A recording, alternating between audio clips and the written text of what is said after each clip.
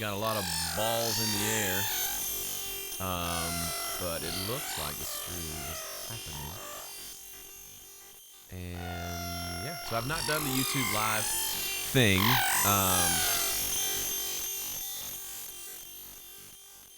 But what am I showing here? Let's check my headphones real quick. There's a lot of balls in the air here.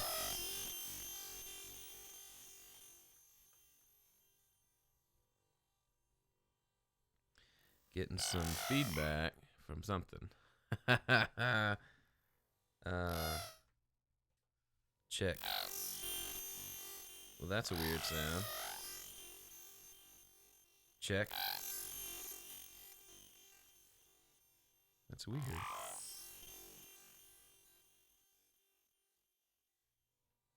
Check. Wow. I think I broke it. Can you hear that?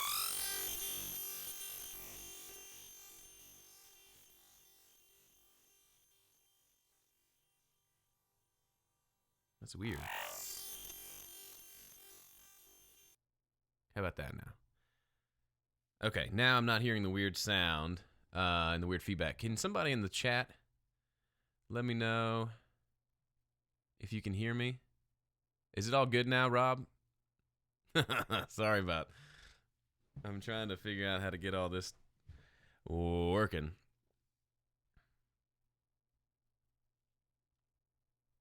Okay. It was feeding back on itself, which is crazy. Okay. Hey, welcome everybody. I'm going to get set up here for the podcast. And let me. Oops, that's not working.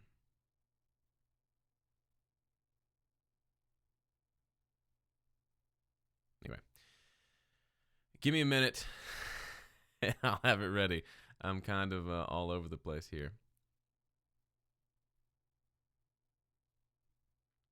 I'm using new software.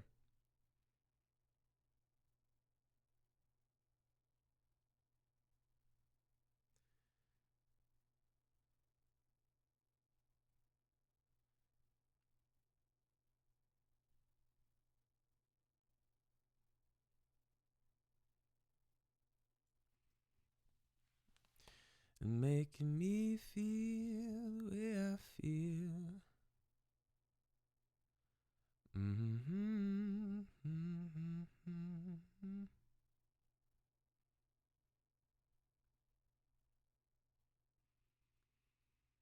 There we go.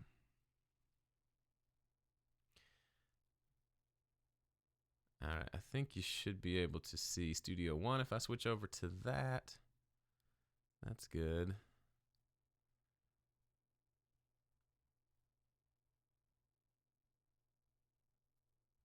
All right, we got folks on the live podcast. Cool. All right, I'm working on getting this going. Give me just another minute to get the session set up in Studio One, and then we'll be good. This is Ask Joe number 168, I believe. 168. I got a template for that. Am I loud enough? Those of you watching the stream, if you could let me know if I'm loud enough, that would be super helpful. And I know there's a bit of a delay or a lag, so any heads up you can give me, super helpful. Okay, cool. Awesome. Good.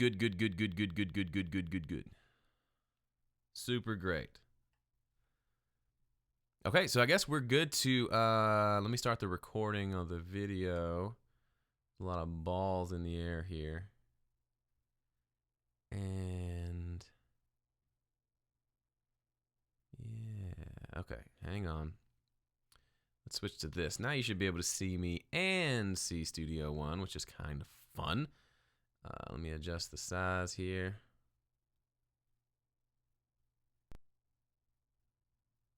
Perfect. Okay. Now I'm feeling a little better about things.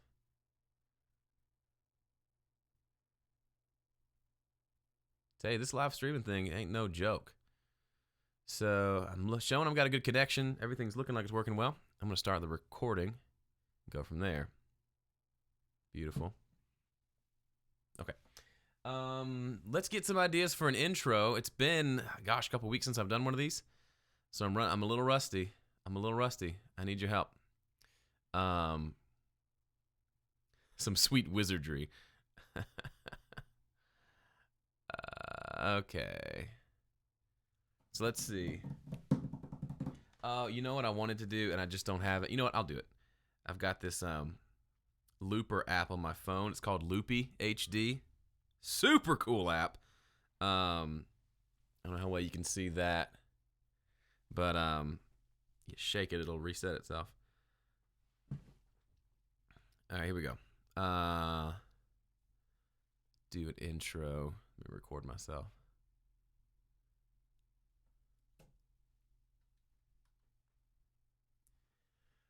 Oops. Let's try again.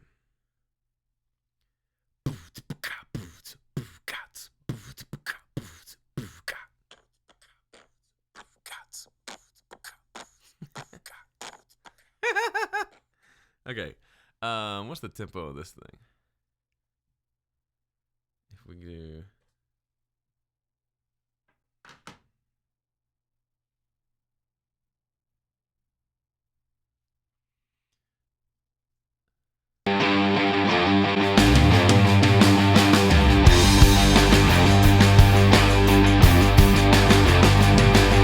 Okay, we'll do that.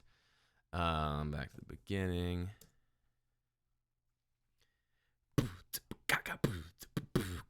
Oh, it didn't record. Let's try again.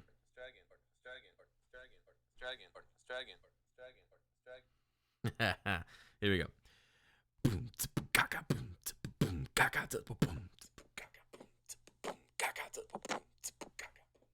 Not my best work. Try it again.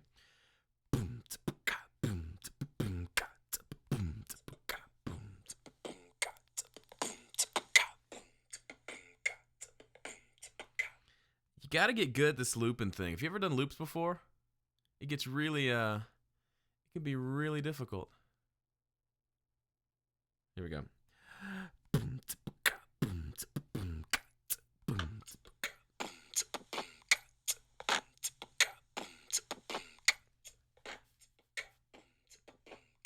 All right, here we go.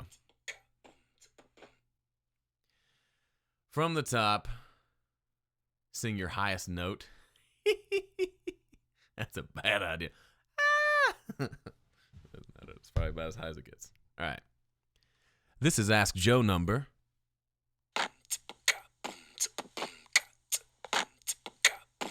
$168. Yeah. 168. All right. Got it recorded. Probably sounds awful. This is Ask Joe number.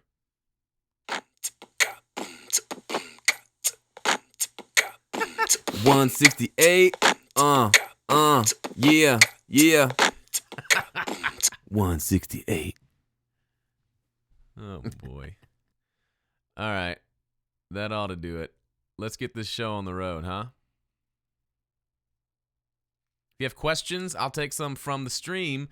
First time streaming on YouTube Live, so I can see your questions. Ask away. I'll get to those during the Q&A part. But let's kick this bad boy off. This is Ask Joe number.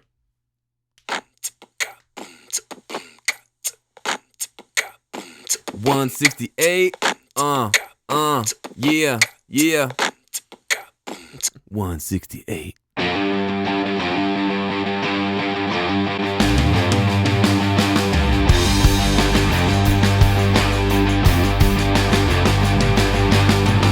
Hey everybody, I'm back. This is Joe Gilder from HomeStudioCorner.com here with another episode of the podcast. Plus, I'm trying a whole new thing, streaming this to YouTube Live. So thanks to the couple dozen brave souls who are here on this, actually the very first time I've ever streamed anything on YouTube Live, and it's actually working pretty well.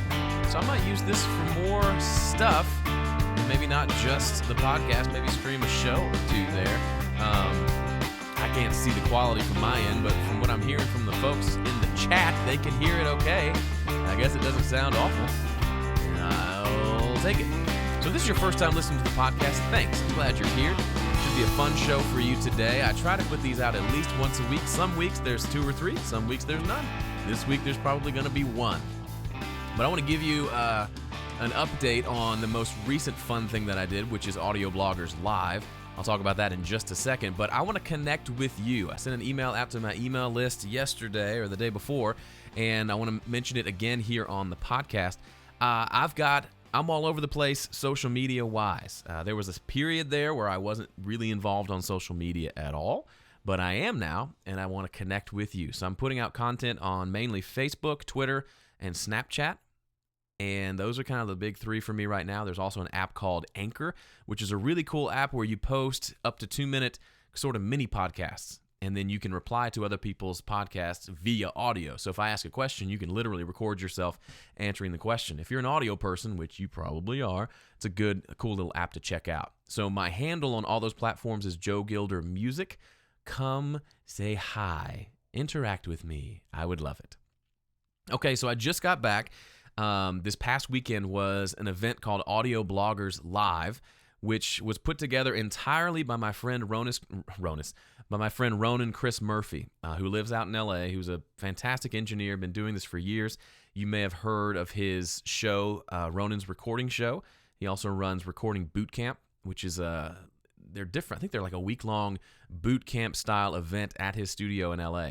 Great guy, really fun. I've interviewed him before, but I've never met him in real life. So he invited me and Ian Shepherd, one of my favorite people of all time who lives in the UK, and Graham Cochran, who of course you know, to come out and do this event. And so we were kind of the 4 headliners of the event. And Ian Shepherd flew all the way from England. I got to meet him in person for the first time, which was insane. And we hung out. We did this one-day event at a cool, like old-school movie theater in Santa Monica.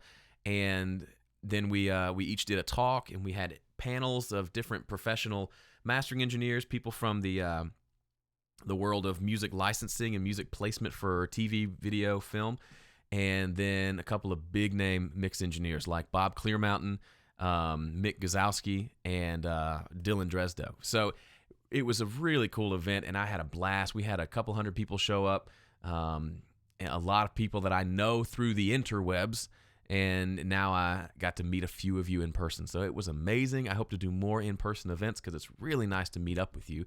But before I jump into your questions for the podcast today, I want to talk a little bit about some of my takeaways from the event, because obviously I was there as a presenter, and I believe my video, I actually used Periscope to stream my presentation, which is about 20 minutes, and I hope to get that posted up on YouTube here sometime this week or next week.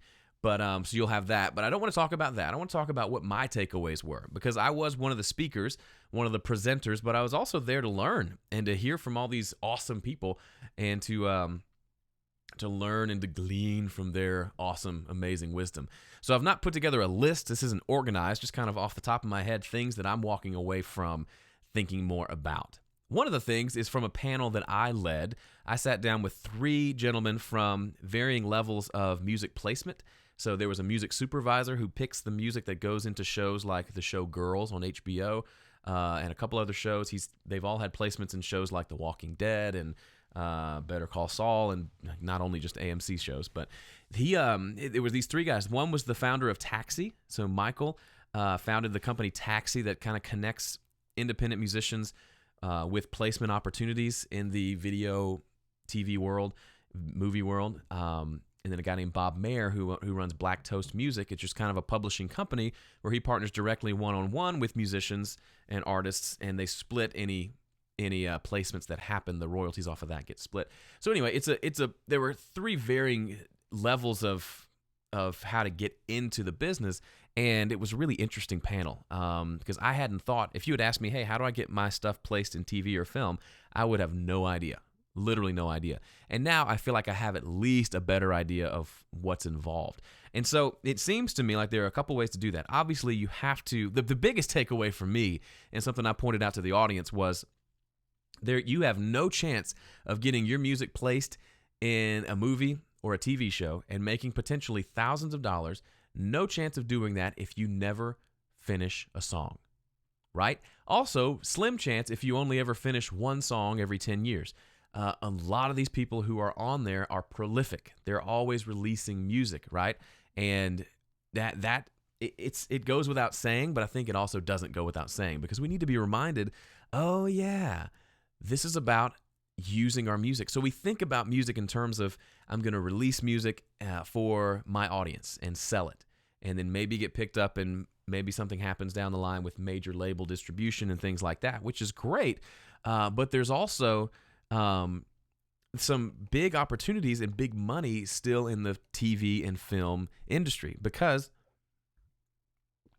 there are still a lot of advertisers willing to pay a lot of money to be on those shows. So there's bigger budgets there, unlike in the strictly music industry. So it's a pretty cool place to place some bets if you have the inclination to do so. So the idea is you can sign up for services like Taxi, which is a monthly membership, I believe. Don't know how much it is. I need to go research that more. It's part of what I want to do, is research that, where you basically, they know you, they know your songs, and when they have a request come through from the music director of a big TV show or an upcoming movie, they'll say, we're looking for this kind of music. And then Taxi members will submit stuff, and they'll kind of sift through them and pick a few to submit that might get chosen. Or you can partner directly with a publishing company that does this, like Bob Mayer's company at Black Toast Music, where you're a partner with them. They're advocating for you with the different music supervisors at different TV shows and movies, and they're picking stuff out of their catalog. The difference there is you are splitting your commission with them, which could be a good thing or a bad thing. It just means that they get paid when you get paid. And that's the benefit there. Whereas Taxi just gets paid through your membership dues. You get the deal. They're kind of a middleman service in the sense that they introduce you and give you an opportunity to get your music heard and placed in various places. And then the music supervisor, which was in this instance was a guy named Jonathan Leahy, really cool dude.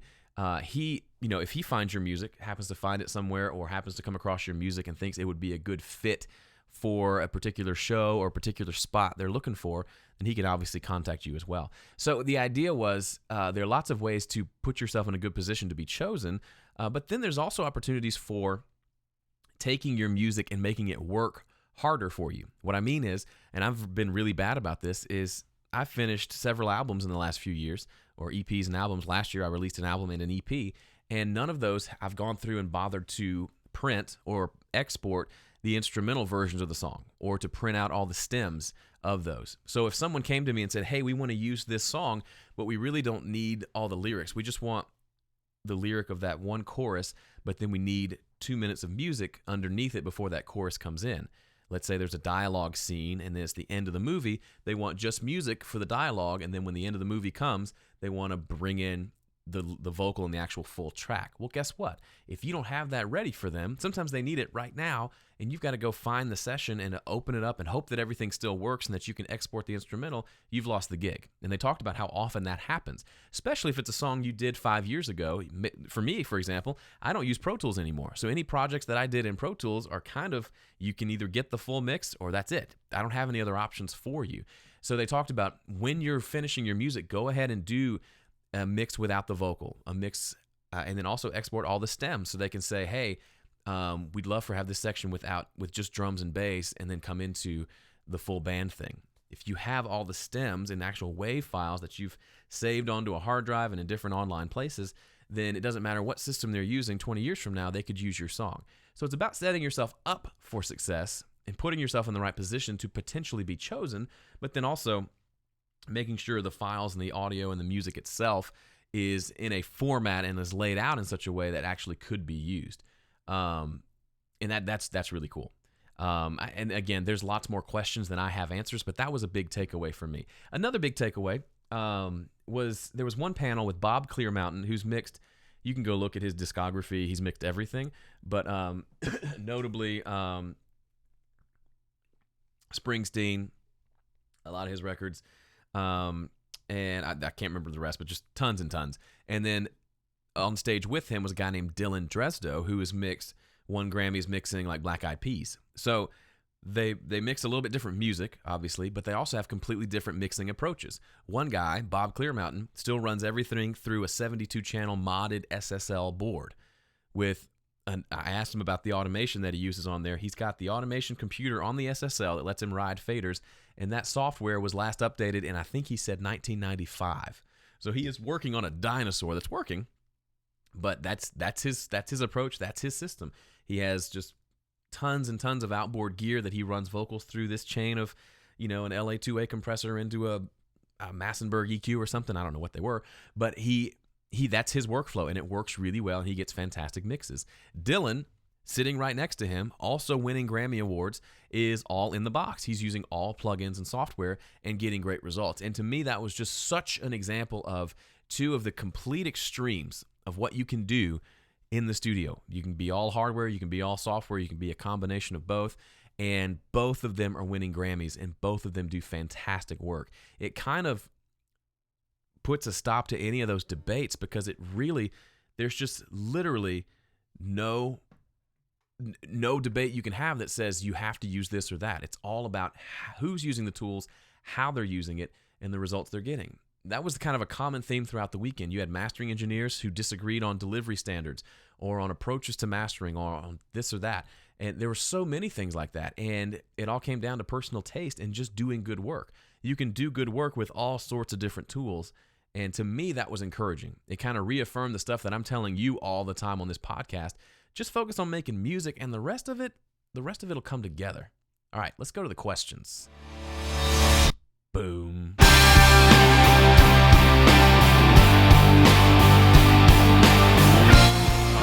Take a few questions from all over the place today, but first I'll get a few from the folks in the stream over here on the YouTube.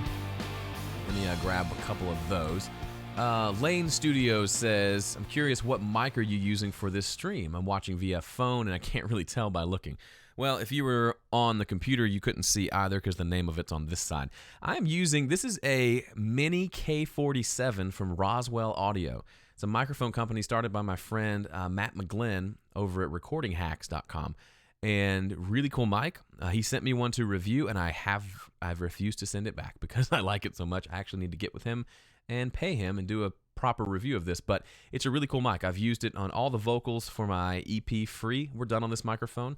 The podcast has been on this microphone for months now. Funny story. I usually use the SM7B from Shure for all my voiceover stuff. A friend of mine borrowed it for a recording session, and just hasn't given it back. And so I had to do a podcast the week that he borrowed it, so I slapped up this bad boy. This is actually the pop filter, the windscreen foamy deal for the SM7. I just stuck it over the top, and that was that. And I've been using it ever since. I really should get my mic back from him because it's a good mic too. But this is a fantastic mic. Works really well. Someone else in the stream was asking why I use a pop filter on a podcasting mic, because I don't want it to pop.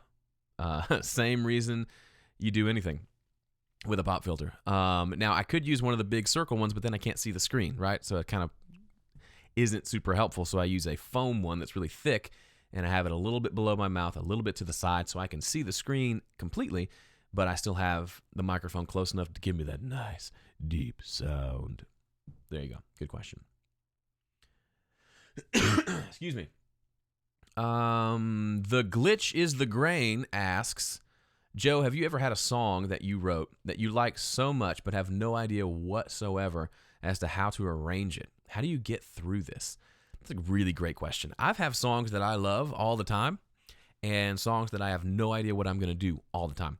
So what I do is I don't have that producer's brain that hears a song and immediately jumps in and says, I know exactly what I want to do. I know exactly what every instrument I'm going to use is going to be. I know all the tones I'm going to have. I have it completely mapped out in my head. I'm just not like that. I have a rough idea, and I might have a few specific things, but it's not nearly as spelled out as you might think. or as other producers are. So for me, it's a matter of settling on at least the arrangement of the song and the tempo and start recording and trying things out. So if that means I need to live with it for a while before I actually lay down drums, great. Or maybe it means I really decide on the tempo and the arrangement, and then the drummer brings his own creativity to it, and that takes it in a different direction, usually a better direction. But for me, it's a lot of trial and error. It's a lot of literally just trying things and seeing what sticks. It's part of the fun of everything, part of the fun of studio work. Baron Matthews says, any advice on useful connections to make or outlets to contact to promote a new EP release, blogs, etc.? In other words, any advice to help ensure a fruitful and successful album launch? You know, I'm not the best person to ask about this because I don't do a good job actually building up buzz and releasing and launching my own albums. So that's part of why I'm moving towards this road to the Ryman thing, becoming much more focused on music as a musician rather than just creating music and putting it out there and hoping somebody gets it. I mean, I've got a big audience with Home Studio Corner, and even then, I rarely say, hey, here's a new album, go buy it. I might send out one email, and then I don't do anything else. So is the solution for me to blast you with tons of emails about my album? Probably not. But I think that what you're asking is the right question, advice on making useful connections. I think in anything you're doing, whatever business it's in, whether it's selling albums or selling soap, you have to make connections.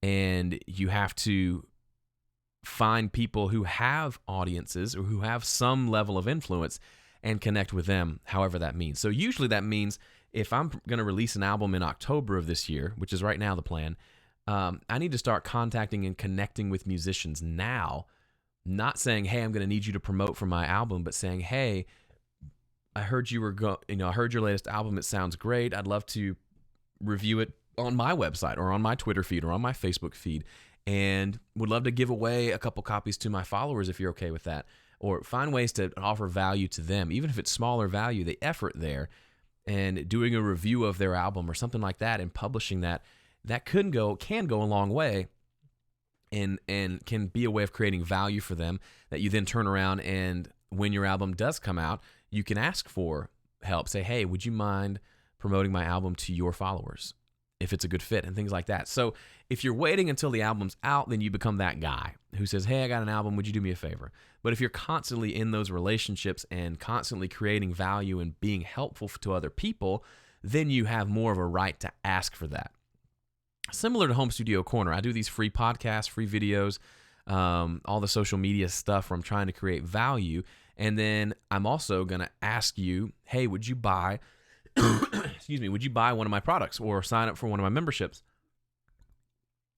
or something like that? And the majority of people won't. It's going to be a percentage that will say, hey, you know what? Yeah, that sounds valuable to me. But if I'm not creating value at all and I just came on the scene saying, hey, buy my stuff without actually putting any value out there, you and I wouldn't be having this conversation because you would have never heard of me because I would just be the guy who's saying, hey, buy my stuff and not actually giving any value. It's all about value exchange. It's all about value exchange. Lane Studios says, I know this is a subjective question, but for yourself generally, do you use preamps on vocals or do you prefer to handle tone in post? I prefer to do everything I possibly can while recording. So I do have a couple of external preamps that I use. For example, right now I've got a bunch of PreSonus ones. The PreSonus ADL 600, PreSonus ADL 700, PreSonus Eureka, which is what I'm going through right now. Those are my preamps that I use. But that's not to say if I wanted to just use the stock preamps on my interface that they couldn't get a good tone. It's just these are nice tube preamps and a nice transformer preamp. They do sound quite nice. And because they do sound quite nice, I like to use them. Kind of like, could Eric Clapton do a great album through a $100 guitar amp? Probably. Would he have a better chance of doing a great album through a great amp? Yeah.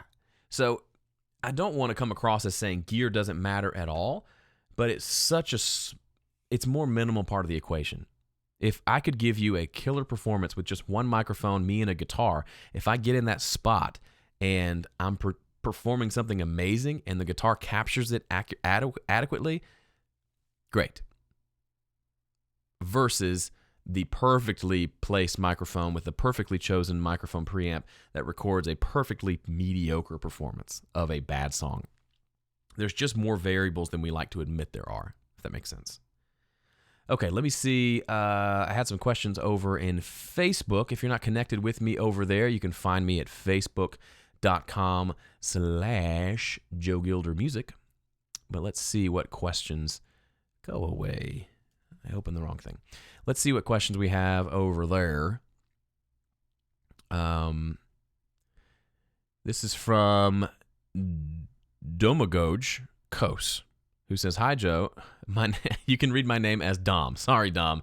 I butchered it, and then I read Dom." It says, "How would you go around mixing guitars recorded with too much reverb? It's surf music, so there's no such thing as too much reverb, but still, sometimes you need to tame it somehow." Really good question. You're right. Surf guitar absolutely tends to have a lot of reverb in it. That's just the thing. Big old spring reverb going to town. There's not much you can do, to be completely honest. You can try to EQ maybe some higher frequencies out that may tame it. If the guitar is stereo, which I doubt it is, you could try making it mono, which might make the reverb hide a little bit. But ultimately, this is one of the downsides of trying to get everything right at the source. Sometimes you overdo it, and the only solution is to either live with it or to re-record. So I'm not one to say you should always record guitars with a dry, direct signal that you can use for reamping, because I think leaving those options open tends to lead to a lot of time wasting and lack of decision making. But there's only so much you can do after the fact, and I think you're probably running into that right now. Eric Hernandez says, "I struggle using Studio One's stock limiter. I always seem to be getting lots of compression, even though there is no visible gain reduction on the meter. Is there something about using this plugin that I'm not understanding?" I don't know. I've experienced that when I first upgraded to version 3, Eric. It seems like there was a lot of limiting happening and the meter wasn't working. I would check to make sure you're on the most up-to-date version. It could have been a bug in the meter that was causing that to happen. Good question. Sorry, I wish I had more of an answer for you, but I'm guessing it might just not be up to date and has a little bug there. David's asking the advantage of using VCAs over buses, because PreSonus Studio One just introduced VCAs into their workflow. I'll be 100% honest with you, David, and David's a longtime VIP member. I don't know.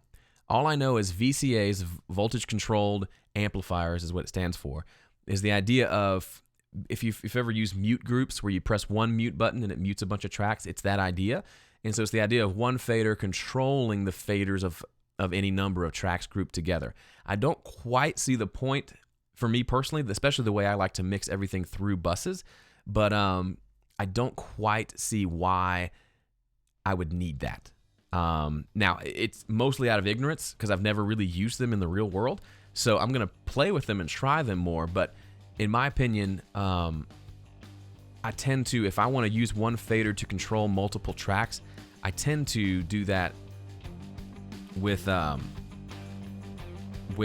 bus anyway, because I'm going to put an EQ and a compressor on that bus anyway. So the idea of also running it through a fader, but the fader just controls the level, I can't think of an application where I would do that. So I don't know, but it's worth exploring. If you use Studio One version 3 and you got the latest 3.2 update, VCAs are a new deal there. And I plan on trying it, I just haven't yet.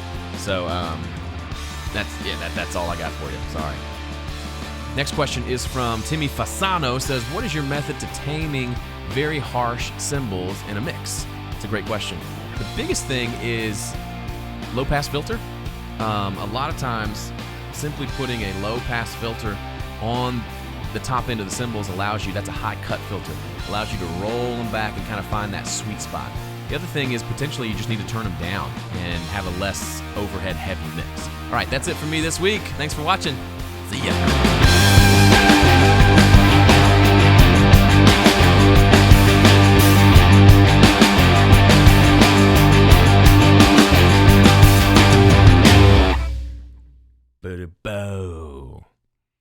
Thank you, all you live stream handsome, beautiful people. That seemed to go pretty well. If you would stick around for just a second, let me know how did that work? How's the quality And how is the I had two of these going at once. That's hilarious. Does it look as good as, I'm guessing it's not as good as a YouTube video, but I'm really interested to know the sound quality, if it's good quality. I see somebody saying the stream was cutting out occasionally. I'd like to know that. I'd like to know if, for live streaming, if you could see the screen well enough to actually make out things that were happening on screen, if you could see me well enough, or if it was, you've seen the bad quality streams before, so I'd be interested to hear feedback from you. Nadim Merchant, you have so many different usernames, it's killing me. Well, good, because my system will allow me to record the video locally on my machine, but that just records the quality from here, and then I can't really, I guess YouTube records the stream. I can go back and look at that. I believe it lets you rewind it too, which is kind of cool. So I want to start using this more for the podcast and potentially some other stuff like, Tom, the X video editor, thinks it's working. Okay, good. My internet can be interesting here, so I think I've got a good hardline connection, but good. The audio coming from Studio One was louder than my voice. That's easily fixable. I can do that. Yeah, I can do that. That's no problem. I'm not listening to my voice coming out of the speakers. I just hear Studio One the way I have it routed to prevent feedback. So yeah, I can adjust that. And those are the kind of things, if you come to more of these in the future, please tell me in the chat, and I'll try to just kind of find the right balance. It's all about balance. The thing is, this is the problem with me doing it myself. If I had somebody else running everything, then I could just sit here and do it, but I'm both lazy and cheap, so I'm doing it myself. But thank you guys for hanging out, and girls, if there's any girls here. This is really cool. I'm going to probably keep doing more and more of this. This is finally a stream that sounds good, so I can actually, I'm going to do, actually, if you're a VIP member, head to the members area. I'm going to post in just a minute at 3 o'clock. I'm going to do VIP Mix Critiques, the same format, but it'll be a private event just for VIP members. But this way I can do those critiques live and get feedback from you as well, so that'll be fun. All right, I'm going to shut down the stream here in just a minute, but thank you so much for hanging around.